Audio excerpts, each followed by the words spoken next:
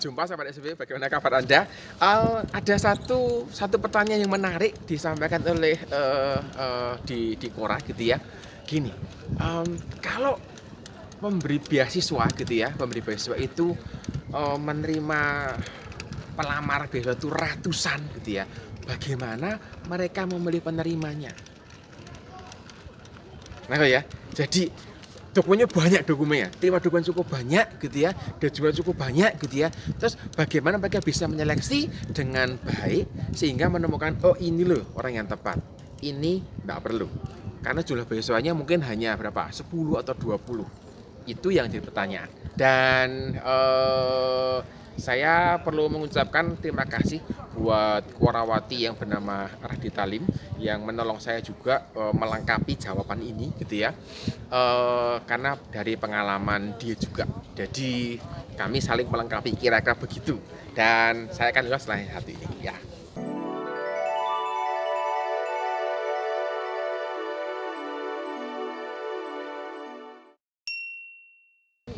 Bicara tentang beasiswa, sebenarnya ada cukup banyak jenis beasiswa yang ditawarkan. Misalnya, beasiswa itu beasiswa sebagian atau beasiswa penuh. Kalau beasiswa sebagian, biasanya gitu ya, hanya diberikan beasiswa untuk membebaskan uang sekolahnya. Artinya untuk hidup bayar sendiri begitu. Atau beasiswanya itu berupa diskon uang kuliah. Kalau beasiswa penuh, ada juga beasiswa penuh itu berupa diberikan bebas uang kuliah, diberikan biaya hidup, tetapi kalau misalnya ke luar negeri gitu ya, tiket pesawatnya bayar sendiri. Atau yang benar-benar full semuanya sampai dengan urusan apply visa dan seterusnya. Kemudian beasiswa itu juga ada yang ditawarkan di semua bidang, ada beasiswa yang ditawarkan di bidang tertentu. Jadi misalnya komunitas yang bergerak di bidang pertanian gitu ya, memberikan beasiswa untuk mahasiswa bidang pertanian begitu. Ini menjadi satu hal yang mesti diperhatikan buat pelamar beasiswa supaya ngerti gitu ya.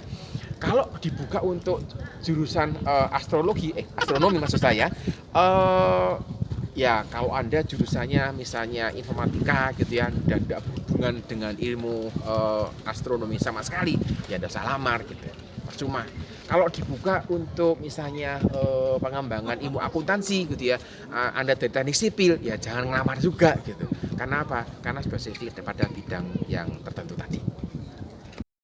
Jumlah pelamar beasiswa itu bisa jumlahnya puluhan hingga ratusan. Saya pernah menyeleksi satu posisi beasiswa untuk mahasiswa doktor, dua orang ya, dua posisi. Jumlah pelamarnya ada 60. Saya belum pernah yang terlibat di dalam yang jumlahnya ratusan, itu belum pernah.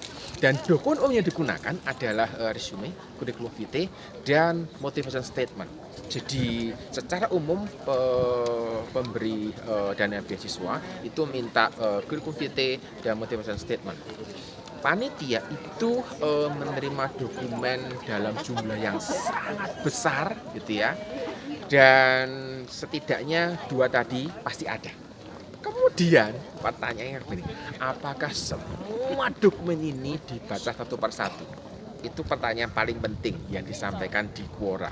Dan itu sudah saya jawab di Quora, sudah dijawab oleh teman saya Radita Lim gitu ya. Dan di sini saya akan jabarkan dengan lebih detail lagi.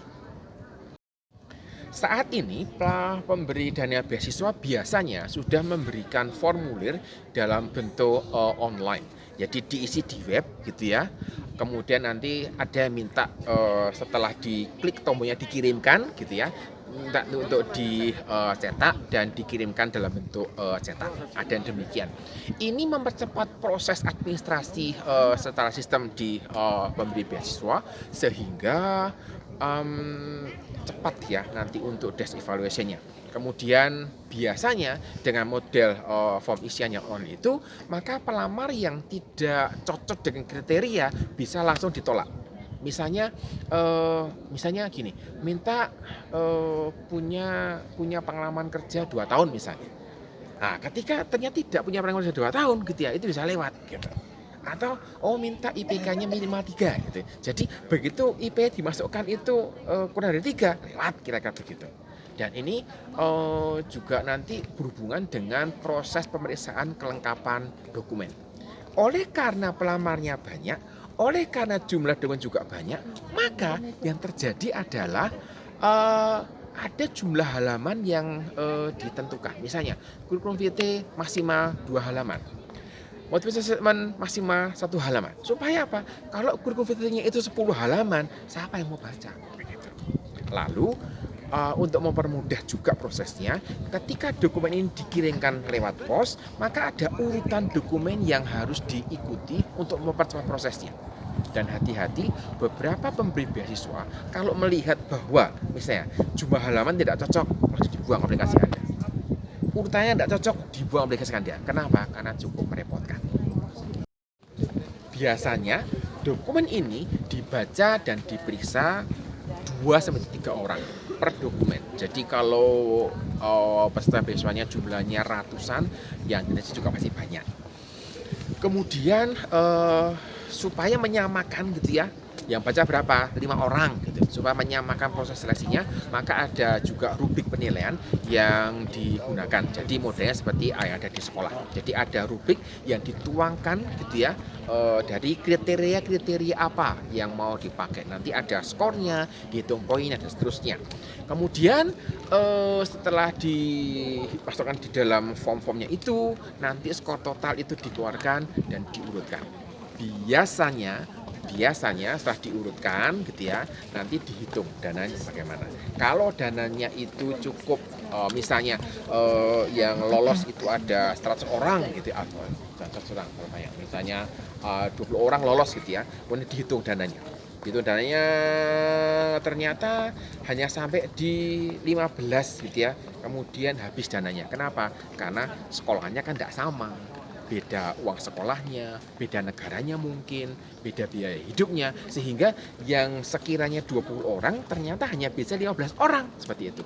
Maka yang didanai hanya sampai di orang yang ke-15 tadi. Kadang-kadang ada juga yang yang 16-17 coba dicarikan ya tambahan dana dari siapa yang bisa menolong, itu juga kadang dikerjakan juga. Biasanya akan ada wawancara sebagai tahap akhir. Wawancara itu diambil gitu ya, kira-kira jumlah wawancara itu 3-5 kali jumlah jatah beasiswanya. Jadi kalau jatah beasiswanya itu ada 10, ya bisa diambil 30 gitu kira-kira. Biasanya mereka punya pertimbangan sendiri. Kemudian wawancara dilakukan dalam bentuk panel untuk menghindari subjektivitas. Artinya ada satu interviewer yang merasa cocok dengan satu aplikan, kemudian mungkin dapat poin lebih kira-kira begitu. Maka untuk menghindari itu, wawancara dilakukan dalam bentuk panel. Artinya diwawancarai oleh 2-3 orang secara bersama-sama, dan nanti mereka akan mendiskusikan hasil seperti apa. Kemudian wawancara ini menjadi bagian penting. Kenapa? Karena dipakai oleh pemberi dana untuk melakukan klarifikasi terhadap hal-hal yang dianggap kurang jelas. Jadi ketika aplikasi Anda itu menarik gitu ya, Anda tuh profilnya menarik, tetapi ada yang kurang jelas, itu akan diklarifikasi pada proses wawancara tadi. Jadi siap-siap untuk menjawab pertanyaan dengan bertanggung jawab. Nah, kunci penting di dalam aplikasi beasiswa ini, terutama yang jumlahnya banyak itu pelamarnya, adalah dokumennya lengkap, kurikulum vitae-nya itu singkat dan padat, kemudian motivation statement itu ditulis dengan jelas. Seringkali hanya nulis begini, ya saya ini namanya ini, backgroundnya ini, sukanya ini, pernah kerja ini dan seterusnya. Kami pemberi beasiswa itu setidaknya pengalaman saya gitu ya, memeriksa dan membaca motivation statement, saya ingin membaca satu pernyataan gitu ya dari pelamar bahwa untuk mengatakan begini, saya ini loh orang yang paling tepat untuk posisi ini, saya ini loh orang yang paling tepat untuk mendapatkan beasiswa ini gitu ya. Jadi itu yang ingin kami peroleh dari motivasi statement tadi. Ditulis satu halaman, ya, satu halaman, dan memberikan bukti-bukti pendukung yang kuat yang menunjukkan bahwa Anda adalah orang yang tepat dan bukan yang lain. Kira-kira demikian. Nah, sehingga isinya memang harus terus dalam bahasa yang persuasif, bahasa yang cukup jelas, bahasa yang orang bilang vulgar, bahasa yang terbuka, bahasa yang memang sangat-sangat menunjukkan bahwa Anda adalah orang yang sangat berkualitas dan cocok untuk beasiswa ini. Tapi hati-hati gitu ya. Kalau Anda berbohong dan ketahuan pada wawancara, kemungkinan besar nanti pada kesempatan pembukaan beasiswa yang berikutnya dan Anda melamar lagi, mungkin Anda dipanggil. Kenapa? Karena pernah bohong tadi. Hati-hati. Khusus untuk program studi doktor di Eropa, itu ada semacam maksudnya Eropa di luar Inggris ya. Ada semacam program beasiswa yang diberikan kepada mahasiswa doktor gitu ya, langsung dapat 4 tahun. Bisa 1, bisa 2, bisa 3 posisi. Kadang kalau jumlahnya banyak bisa langsung keluar berapa? 40 gitu. Ada yang keluar langsung 20 seperti itu. Dan beasiswa model seperti ini itu beasiswa yang terkait dengan proyek. Jadi si profesor ini dapat proyek penelitian, di dalamnya itu bisa merekrut mahasiswa doktor yang dipekerjakan untuk proyek ini. Jadi sudah ada topiknya gitu ya, sudah spesifik yang mau dikerjakan apa, sehingga pelamar itu mengerjakan sesuatu yang sudah di-set. Jadi tidak bisa memilih topik sendiri. Nah, oleh karena itu gitu ya, model-model begini ini mesti memeriksa profesor yang menawarkan ini penelitiannya apa sih gitu. Apa toh publikasi terakhir dia, apa tuh kira-kira minat dia, itu yang perlu dicari tahu dengan baik. Dan gitu ya, dan sang profesor ini akan mengumpulkan timnya untuk menolong dia melakukan seleksi, memilih orang yang tepat. Biasanya juga akan ada masa percobaan 6 bulan gitu ya. Jika dalam 6 bulan ini profesornya bagus, diteruskan. Ditambah lagi 3,5 tahun gitu. Kalau ternyata tidak bagus, sudah berhenti aja 6 bulan, silakan pulang atau cari biasanya tempat yang lain lagi. Aplikasi Anda ditolak gitu ya, jangan berkecil hati gitu ya, karena Anda punya kesempatan gitu ya untuk belajar. Saya pernah hampir dapat 2 kali.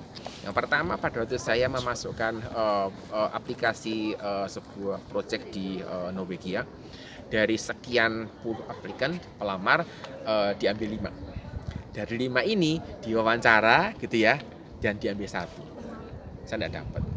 Kecewa? Ya, sedih, iya. Tetapi kalau saya terpuruk dalam kondisi ini gitu ya, saya tidak akan bisa maju lagi. Yang kedua, lebih seru lagi.